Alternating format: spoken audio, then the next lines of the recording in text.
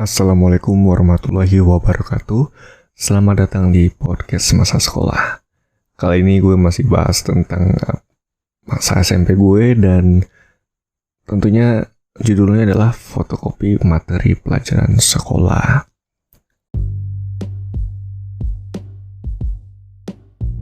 Halo semuanya. Kalau kamu belum tahu tentang Anchor, dia tuh tempat paling gampang untuk bikin podcast. Nah, Anchor itu gratis. Terus dia ada tools gitu yang bisa ngerekam dan ngedit podcast langsung dari smartphone ataupun komputer kamu. Nanti Anchor bakal distribution podcast kamu ke Spotify. Dan yang terakhir, kamu juga bisa ngasilin duit dari podcast tanpa pendengar minimum. Semua yang kamu butuhin ada di Anchor. Download aplikasi Anchor secara gratis atau buka anchor.fm untuk memulai.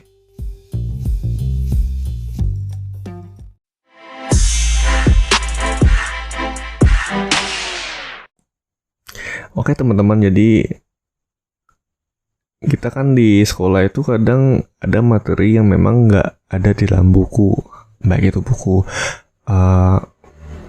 pelajaran dari si ibunya ataupun buku pelajaran dari perpustakaan gitu, ataupun buku LKS itu, apa lembar kegiatan siswa gitu ya. Jadi memang materi itu khusus adanya cuma di buku dari guru kita tersebut gitu. Jadi harus difotokopi dan ya kadang-kadang kan kadang-kadang kita tuh suka keberatan gitu. Itu kalau cuma buat fotokopi materi pelajaran doang gitu. Padahal sebenarnya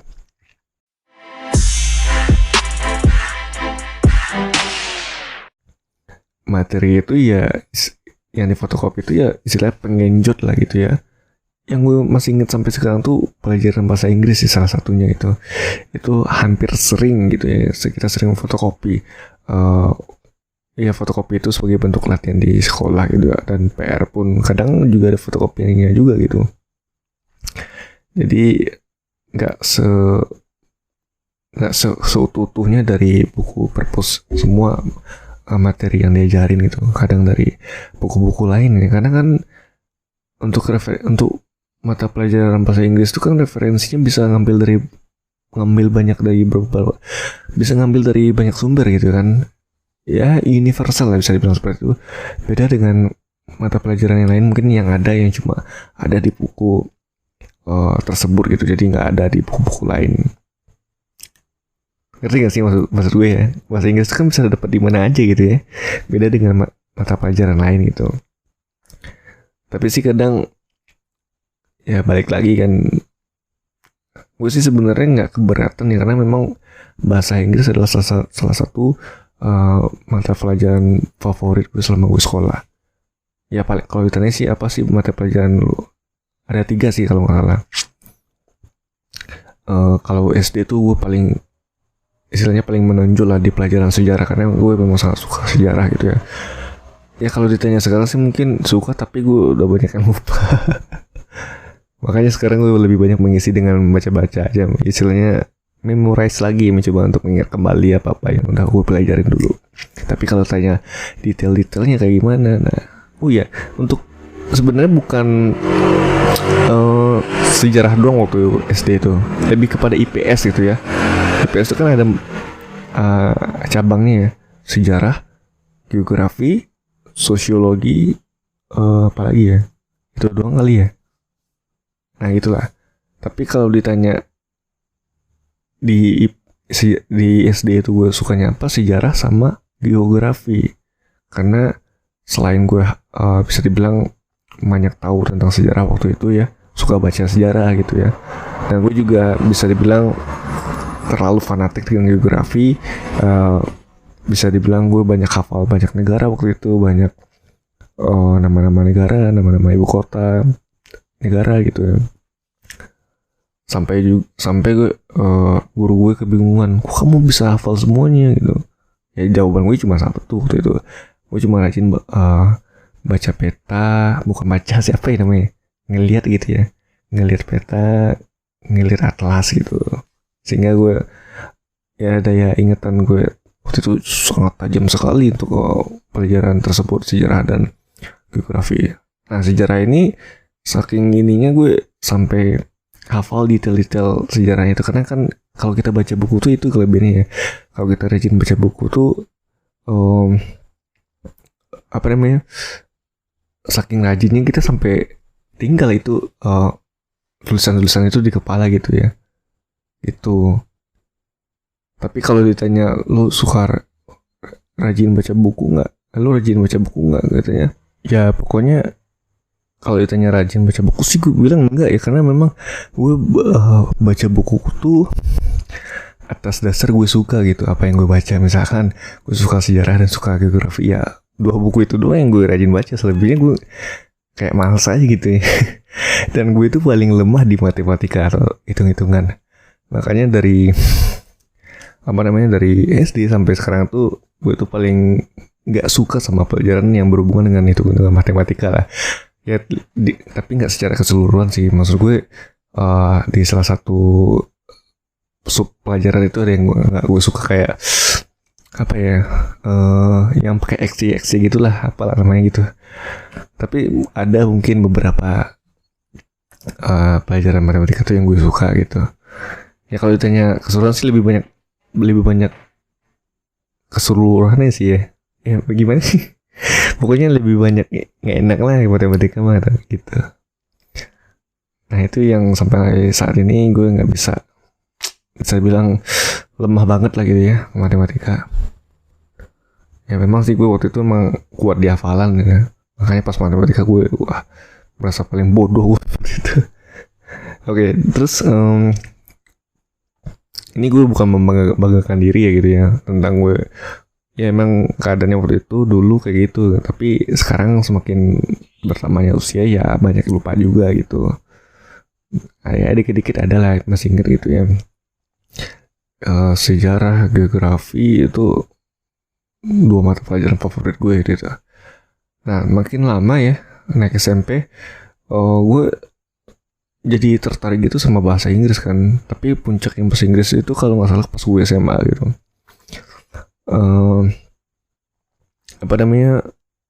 Di SMP kan rajin fotokopi itu, ya itu mulai tertarik sih sama bahasa Inggris gitu. Ya suka aja gitu kan. Nah nanti lah mungkin ya gue buatin cerita podcast untuk bahasa Inggris ini, karena memang menarik juga ceritanya. Terus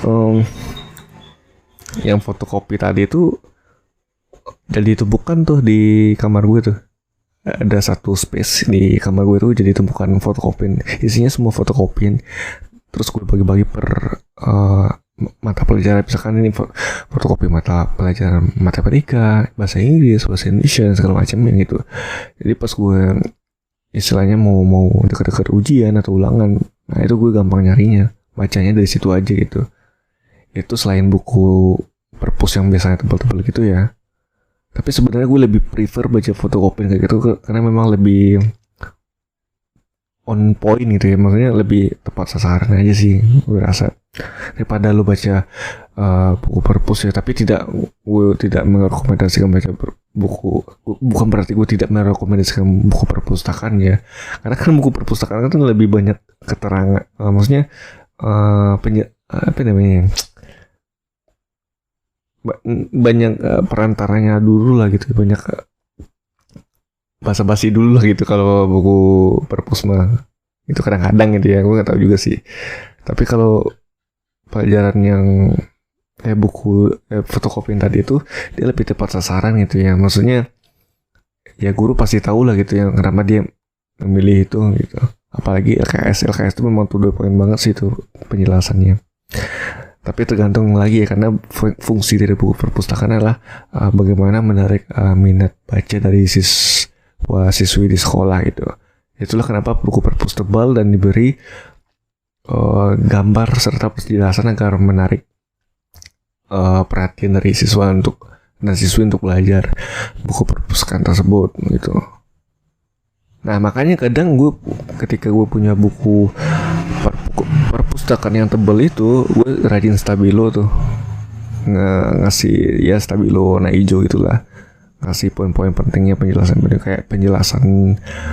tentang apa gitu kan, apa fungsinya, pokoknya yang poin-poin penting lah bakal gue stabiloin gitu.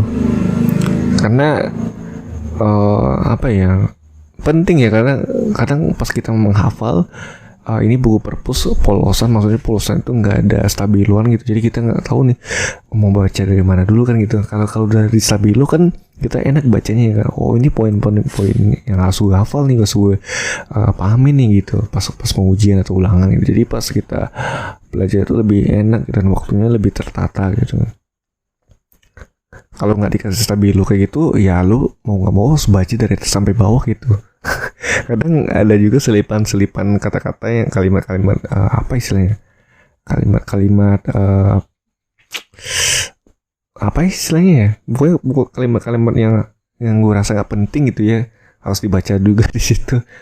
Harusnya kan kita bacanya yang penting-penting aja, makanya gue stabilo dulu tuh sambil baca stabilo gitu. Walaupun sebenarnya gue tuh nggak suka baca, tapi harus dipaksain gitu, karena memang seenggaknya gue punya modal untuk besok ulangan atau ujian gitu. Itu yang paling penting sih. Karena gue waktu itu masih sadar diri dan masih ada rasa takut ketika nilai gue jelek atau jatuh gitu ya. Ya seenggaknya gue dengan belajar gitu kan ya, belajar gitu, walaupun nanti nilai gue bakalan jelek gitu ya, seenggaknya gue tetap bangga dengan apa yang udah gue pelajarin dan gue apa istilahnya, gue dapetin gitu ya. Karena gue berasa puas dengan melakukan hal itu, daripada ketika lu nggak baca sama sekali terus lu nyontek juga, taunya nilai lu masih rendah, ya apa ya, beda sih tingkat kepuasannya. Makanya gue sering berpikir kalau gue ngandelin contekan ya gue rasa nggak akan puas gue sama nilai gue sendiri kan. Ya udah, gue coba untuk belajar sebisa mungkin, semaksimal mungkin, apa yang bisa gue lakukan gitu. Karena terlepas gue nanti nilainya kayak gimana atau berapa yang gue dapat, ya itu gue sayang sama di atas lah. Yang penting gue udah kan berusaha, yang penting kan berusaha ya, niat dan berusaha itu penting ya. Waduh, berisik banget gue ya. Teman-teman yang masih sekolah atau yang udah lulus, niat dan usaha itu penting ya, terlepas nanti hasilnya kayak gimana. Makanya ada istilah hasil tidak akan mengkhianati usaha. Betul, itu sangat betul. Mungkin kalau nilainya masih jelek, kalaupun udah belajar mungkin ada yang kurang gitu ya. Ya kita coba introspeksi diri masing-masing saja lah gitu.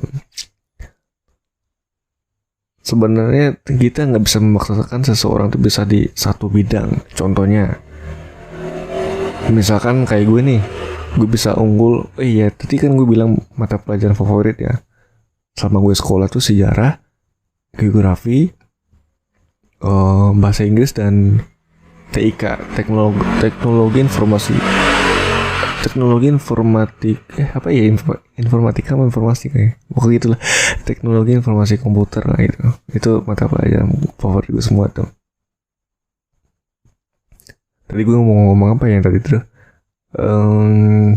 ya gini, misalkan gue unggul di komputer, atau jangan komputer lah, komputer juga nggak terlalu ini sih sekarang sih, inilah ya geografi lah gitu, nama-nama negara, nama-nama ibu kota gitu ya. Nah itu gue dominan tuh di geografi, tapi nilai di mata pelajaran yang lain kayak matematika gue down banget, terus ya sejatuh-jatuhnya gitu. Nah makanya gue punya perspektif, ketika orang itu jago atau mahir dalam satu bidang atau mata pelajaran, pasti ada mata pelajaran lainnya yang mungkin dia bakal lemah di situ. Nah itulah kadang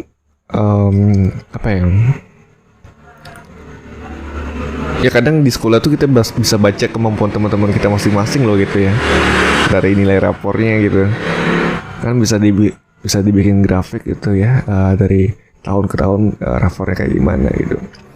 Makanya ketika gue ada satu pelajaran yang gue suka, gue pasti mencari saingan gue juga siapa gitu. Saingannya dalam artian baik ya, untuk memotivasi diri agar jauh lebih baik lagi untuk kedepannya gitu. Karena saingan itu penting ya, kita biar bisa tetap menjaga standar kita dalam belajar gitu. Terus apa namanya, ya gitu loh teman-temannya. Jadi ketika temen lo misalkan lemah di mata pelajaran yang lain, misalkan matematika tadi kayak lo jangan apa istilahnya, jangan menjudge atau memvonis dia bego atau gimana. Ya memang bukan minat dia juga di situ gitu. Jadi lo ya mau gimana gitu udah nggak bisa, jangan dipaksain gitu. Ya kadang itu yang gue nggak suka dari sekolah ya. Tapi sih sisi positifnya dari sekolah itu kita bisa lihat kemampuan kita dominannya di mana gitu. Itu yang sebenarnya sisi positifnya gitu ya. Tapi sisi negatifnya kita sebagai siswa dituntut untuk jago di dalam semua mata pelajaran. Itu yang nggak bisa sebenarnya. Tetapi tidak, kadang-kadang ada juga siswa yang benar-benar jago di hampir di semua mata pelajarannya. Bisa dibilang itu kategorinya jenius sih kalau gue bilang sih. Nah gitu, pasti ada salah satu mata pelajaran yang benar-benar bikin dia semangat belajar karena memang dia suka, dia ya tertarik dengan mata pelajaran itu gitu. Jadi jangan dijudge temen tuh, lu bego di matematika, ya jangan bilang itu, emang dia nggak sesuai ininya gitu, mau gimana lagi kan gitu. Itulah kenapa pas di tingkat menengah atas ada pilihan, bisa SMA, bisa SMK. Kalau SMK kan langsung kejuruan ya, langsung spesialisasi gitu, sekolah vokasional. SMA yang masih penjurusannya cuma IPS, IPA dan bahasa sih. Nah masuk ke dunia kuliah ya lebih konsentrasi lagi tuh bidang yang bakal ditekuni gitu ya. Jadi begitulah kehidupan teman-teman ya. Oke, sekian dulu untuk podcast kali ini, terlalu panjang ya menurut gue ya. Terima kasih untuk teman-teman podcast masa sekolah yang sudah support selama ini dan memberikan dukungannya begitu mendengarkan podcast ini ataupun sekedar mengikuti podcast ini di Spotify. Oh ya, kita juga punya sosial media lain kayak Facebook, Twitter, dan Instagram, dan link itu aja sih dari gue sih ya. Mohon maaf jika ada kekurangan kata. Buat teman-teman yang pengen ngirim cerita bisa aja langsung ke podcast masasekolah@gmail.com, dan jangan lupa juga untuk follow podcast Masa Sekolah di Spotify untuk teman-teman yang baru dengar ya. Terima kasih dan sampai jumpa di podcast selanjutnya. Wassalamualaikum warahmatullahi wabarakatuh.